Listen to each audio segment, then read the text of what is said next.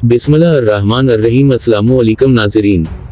लाहौर खातून जज को धमकाने के केस में नाकाबिल जमानत वारंट गिरफ्तारी जारी होने पर इस्लामाबाद पुलिस की टीम इमरान खान को गिरफ्तार करने लाहौर पहुंच गई। सराय के मुताबिक इस्लामाबाद पुलिस की टीम खुसूसी हेलीकॉप्टर के जरिए इमरान खान के वारंट गिरफ्तारी लेकर लाहौर पहुंची।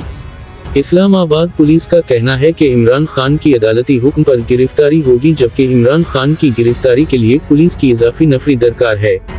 इस्लामाबाद की अदालत ने खातून जज को धमकाने के केस में इमरान खान के नाकाबिल जमानत वारंट गिरफ्तारी जारी किए हैं और अदालत ने 29 मार्च को चेयरमैन पीटीआई को गिरफ्तार करके पेश करने का हुक्म दिया है। दूसरी जानिब तहरीक इंसाफ के चेयरमैन इमरान खान की सरबराही में लाहौर में रैली निकाली जा रही है, जिसमें इमरान खान भी मौजूद हैं।